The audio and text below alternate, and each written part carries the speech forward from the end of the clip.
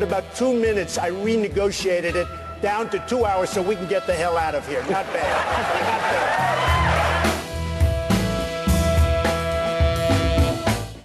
I won't do the debate unless they pay me $5 million, all of which money goes to the wounded warriors or go to vets.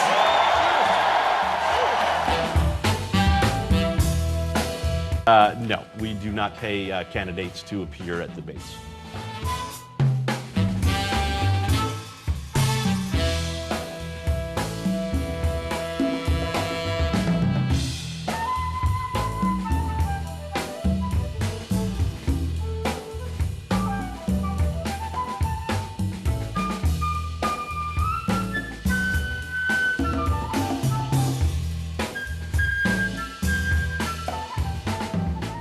All right, welcome to Our Eye on America. This is all about the African American perspective related to issues that affect our community nationally, whether those issues be political, or whether they be related to sports and entertainment or current events. And of course, I'm here solo today. The beautiful Tanya Williams is traveling and down in the Atlanta area, so I'm flying out solo today. Big ups to all of our corporate relationships and sponsors, Vision Radio, of course, the Comedy Zone, and KHA Entertainment. Today is all about a discussion concerning probably the most notorious person in the country, Donald Trump. And this is all about Donald Trump and his effect on the Republican Party. He has had a profound effect, and I thought it would be important for us to talk a little bit about his effect on the Republican Party, because as African Americans, we need to understand that we traditionally have had a two-party system here in the United States, and we need to be effective in not only understanding both parties, but also affecting both parties. And Donald Trump has had a profound effect on his party, and we wanted to talk about that. Of course, we've already discussed Dr. Ben Carson on the show, and we've talked about Donald Trump, but now is a very unique time because we just had the Republican debate last night. It was a very interesting scenario because Donald decided not to show up. He decided to have an alternative event, and you had the remaining candidates there in Iowa presenting their sides of the story, and it's a very unprecedented and unique situation in terms of the Republican Party. So what has Donald Trump's effect been on the Republican Party? You know, I just mentioned we have traditionally had a two-party system in our country. But my argument now is that Donald Trump is destroying that two-party system. We now have basically a three-party system because you have the Democratic Party, you have the Republican Party, and then you have Donald Trump working as an independent within the Republican Party. And it's created a new scenario because Donald Trump can win the independents within the Republican Party, but the question becomes whether or not he can mobilize the establishment side of the Republican Party such that the party can be effective as a whole. Donald Trump doesn't answer to the leadership in the Republican Party. He does not espouse the traditional Republican platform. So he's operating as a separate and distinct entity from the Republican Party, and the question now becomes whether or not we have a three-party system and whether or not the Republican Party can continue to move forward as an intact entity despite the fact that Donald Trump has created this divide. The other thing that has happened here is that you now have a situation which is unprecedented, I believe, in American political history. You have a candidate who is running and on the brink of capturing a party's nomination without having articulated a plan for the middle class. Donald Trump basically says nothing about you or I when he talks about his plan for the future.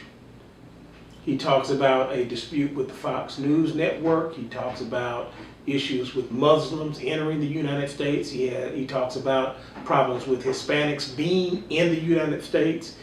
He talks about every issue but his concrete plan for the success of the middle class.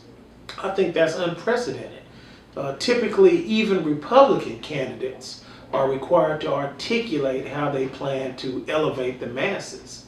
But this dialogue has moved, at least in the Republican Party, from a debate about what's best for each individual American to a debate about what's best for Donald Trump. And he's a master at that. I mean, some people say he's selling snake oil. And, I might agree with that, because the snake oil has diluted the discussion and moved it from a discussion about what's best for the people, and now it's a discussion about what's best from his perspective for him. Very, very dangerous territory for the Republican Party. The other thing is this.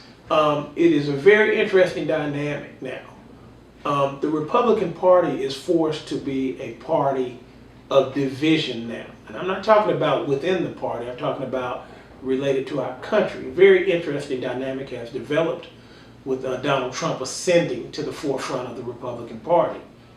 Now the party is more about dividing the United States than it is uniting the United States. One of the dilemmas the Republican Party had coming off of the Obama elections was that they faced this crisis. And the crisis was, hey, we were not able to mobilize the masses or create unity amongst our constituency such that we are seen as a partially inclusive party. They weren't able to do that, knew they weren't able to do that, knew that's why they lost the election. And going into this election cycle, that was a point of concern for them. Now, with Donald Trump's ascendancy, you have a situation where the Republicans are forced to see division as a key foundation for success by their party. I.e., the question has become whether or not there are enough Trumpites in the United States to allow Donald Trump to win in a general election. Well, what is a Trumpite? I would argue that more than likely it is what we see on television at a Donald Trump rally. White Americans. And that's what this is all about. Donald Trump has driven a wedge between those people who believe that he represents an opportunity for them to take back. So Donald Trump supporters want to take back what they think they've lost to the Muslim community, what they think they've lost to minorities, what they think they've lost to the Hispanic community, what they think they may have lost to the African American community, or those who are less fortunate. The critical dynamic here is that this is very similar to what was done, and I have to say it, and a lot of people have articulated this. This is the type of nationalism that was promoted in Germany when Adolf Hitler rose. It was about taking back for a very small demo the things that they felt like they had lost to minorities. It's a very, very dangerous cycle for politics, and I'm hoping that the minority community nationally and the middle class community nationally will start forcing Donald Trump to discuss how he is going to help them in particular. Can he articulate a plan to help those who are less fortunate or those who are not receiving right now the way they would like to receive? I doubt that that will be the case. The other thing that's important about the Republican Party is that, courage used to be a foundation for success as a politician. But they've shown a wholesome lack of courage in terms of facing off against Donald Trump. They've decided to avoid a confrontation with him. Oddly enough, that very lack of courage is what has allowed Donald Trump to rise as a candidate. Even last night in the Republican debate, they were afraid to articulate his lack of insight, his lack of thoroughness, his lack of understanding of the issues. And basically him not being there was allowed to provide him with a pass on the issues. They didn't discuss his lack of insight on the issues. So I think it's critical, again, that in any future election that we target and focus on candidates who have the courage to say what's right, have the courage to articulate their policies regardless of the circumstances. That is a key characteristic relative to a person becoming the president of the United States. And the last thing I'll say about the Republican Party in this cycle that is interesting an after effect of the Donald Trump candidacy is that I have never in history seen such a wholesome disrespect for the office of the president. And I focus on the office of the president because I don't want this to be about Barack Obama. The bottom line is, when President Bush was in office, I differed with many of his policies, but I respected him because he was the president of the United States. The process we have in our country is that you debate and you fight and you argue prior to the point in time when the election takes place. But once the election takes place and you're elected president, we support you as Americans. That has changed now, because now you can become president and we look at you not as our president, but as only the president. Chris Christie called President Obama a feckless weasel. I've never heard someone refer to a sitting president in a debate in such a derogatory manner. Americans have to always remember that a part of our national success is our institutions. And every candidate in this race must respect our institutions first. You cannot go off and disrespect President Obama in this way, not because he's Barack Obama, but because he is our president and you are an American. Never seen this type of activity in our history. The bottom line is the Republican Party is now a changed entity. It is a fragile entity. It is different from what it used to be. Conservatism is important. And while I don't agree with all conservative principles, I do understand that fiscal responsibility, limiting the powers of the presidency, are virtues that should be espoused to a certain extent.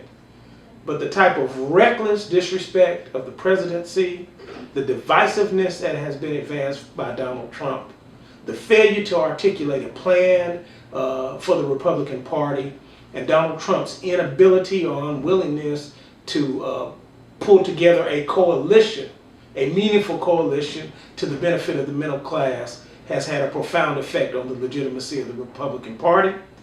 And so for that, our opinion, my opinion on Our Eye on America, is that the Republican Party as a whole at this time gets a big thumbs down.